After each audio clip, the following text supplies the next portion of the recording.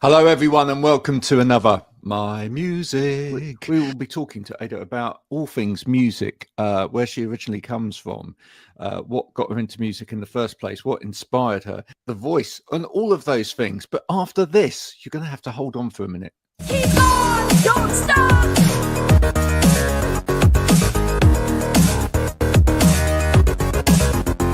Keep on, don't stop.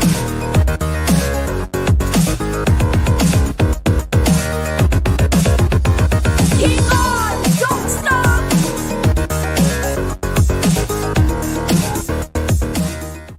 First of all, hello and thank you for having me on your episode. Where are you based? Currently, I'm based in Hamburg, in Germany. So I started off with piano at the age of 5 or 6. Wow. I played guitar for a while, and then I had a break, and now I'm starting again. I've always been in that musical road. We're going to pick up very quickly because the instrument in the corner at the top there on the wall, that's slightly unusual, isn't it? So what's that? You mean this one over here? That one, yeah. Yeah, that one. So that's a Persian instrument. It's called tar, and it's a traditional piece of instrument that I played for a short period.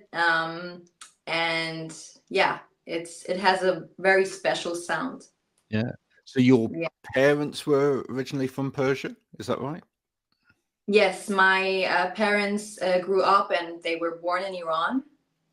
And I was born and raised in Germany. You can definitely hear in your voice and the delivery and actually some of the musicality as well, that Persian influence. How do you kind of balance out the Persian influence with the kind of more Western sound? So I always grew up with the Persian culture at home. I speak Persian, I write Persian. But as I mentioned, I grew up and I was born in Germany, and both cultures influenced and impacted me equally. And I think I can take the positive parts of both cultures for myself. And it's a big privilege for me to be able to have these both worlds to live in. Okay, so let's talk about your time on The Voice, Persia. What prompted you to take part in that competition? So I was 16 when I participated in The Voice Persia, and my mom saw the advertisements on social media and she told me about it and asked me if I would be interested in trying it out. So I did the audition and I was invited to the next rounds.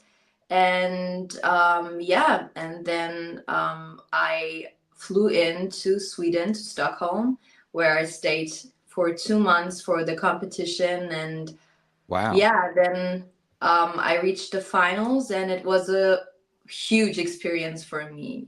Yeah, that's a long time to be away from home and to be immersed in something like that. What was for you, other than what you learned musically, what were kind of the biggest life lessons from taking part in something like that? Wow. I really took away many life lessons, countless life lessons. So to be in that competitive environment, with so I was the youngest competitor there, and it was quite a huge challenge for me to be surrounded by so many grown-ups. We are all having the same goal. We want to go to the next round, and to really get along with this environment, and be surrounded by such a big production team, to get an insight to the world of TV and to the world of entertainment. It was a huge experience for me. And obviously it was my first time being on such a casting show. I really grew up after this experience. The contestants that I've spoken to who have taken part in The Voice UK version, one of the things that's common ground for them and that they've said is that not only did they move on musically, but they learned a lot about how the business of music, exactly. and how to handle themselves in terms of social media and who to talk to and who to trust and who not to trust, etc. Was that the Yeah. case for you? Yeah, of course. So in terms of social media and visibility, so after the release of the episodes, I gained lots of more followers, and so you gain more visibility, and that brings lots of responsibility again. So yeah, absolutely. In terms of your own music and the music that you write, I know that you write about a lot of things that you feel quite passionately about, etc. Do you see yourself as really wanting to use your voice as a voice for good in the world? I try it at least. So I don't know if I would put it that way, but yeah, it was always, I felt that and I still feel like it's my duty to echo the voice of people who are, restricted, and especially the people of Iran. So I always tried, especially after the woman life freedom protests and uprisings, I tried to echo their voices. And yeah, it's the smallest thing I can do from here. I think that's incredible that you know, and if I feel like if you've got a gift, then giving that gift back to people and being able to utilize that gift for the good of humanity is a really important thing. I think it says a lot about you as a person. Thank you so much. So that's a beautiful thing. What's your, for yourself, what's your great ambition? What personally do you want to achieve as a musician? So of course, my biggest wish and goal is to be at a point in terms of my music that I can live from it, that I can travel the world and be on tour rounds and play gigs, and yeah, to gain international listeners. Um, Music is always my passion, and I just enjoy this road, no matter where it will take me. Playing live music and touring around the world, it's a dream. Do you feel like that's an important part of the journey, to make sure that you are representing the cultures that you come from and introduce a new audience to those languages and to those kind of musical histories as well? Good question. I think where I come from, my cultural background is part of my identity. It is my identity, and I think everyone can hear it or feel it. Of course, I'm proud to have these both cultures and inside of me, and of course, I'm proud to show that and represent that. I think so, yeah. Yeah, I think so too. But who, in terms of, let's talk inspiration for a minute, who in terms of your own listening activity of music was one of the greatest influences for you, or was the greatest influence to you? So Adele's my biggest idol since I was, maybe since someone like you was dropped out, you know. Okay, so what was it about Adele? What was it? Because She's just amazing. She's one of the greatest artists, in my opinion. Her voice, her lyrics, her songs, there's something about her music that always touches me, and yeah, I just adore her. so that for you, that was kind of like the sort of pedestal to try and get up on, in terms of Exactly, yeah. songwriting craft, as it were, was to write songs that were that emotionally engaging. Yes, And crafted exactly. it crafted so well. What about currently, in terms of maybe your peers in music, people your age or whatever? Is there anyone that you're looking to at the moment that you think, oh, I'd love to meet that person and maybe find out what they're experiencing at the moment? There are tons of talented musicians that I really look up to that are also from a younger generation. Yeah, I like Billie Eilish, I like Dua Lipa. All of these younger singer-songwriters, they are really talented, and You wouldn't say yeah, no if one of them said, come and talk on tour with me then? no, I would love to. Of course. Well, I'm going to see Dua Lipa at Wembley Stadium next year. Really? Yeah, she hasn't announced the support acts yet, so you never know. Dua, if you're listening, just leave a DM. Give me a call. Give me a call. Yeah, I saw her live when was it? In May, in Berlin. She was amazing. Outside of music, what makes you come alive outside of music? Besides music, I really find my energy and gather strength through my family, through friends, nature, art in general. But yeah, mainly besides university, it's my music that keeps me alive. And do you find you're the kind of person that needs to spend time in space, not that space, but just kind of in nature or reflecting on things, etc., in order to bring something positive back to music? Or are you do you find it as easy to create in a kind of studio environment?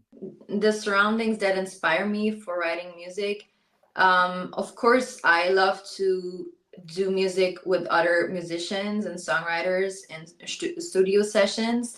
But also, I think it really helps to be surrounded by loving people, traveling.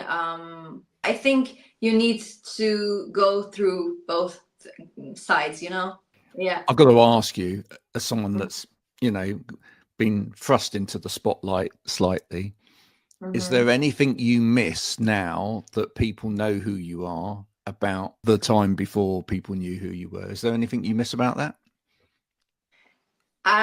So I wouldn't say that I'm extremely famous. So I live my normal life here in Germany. Well, you're more famous than I am.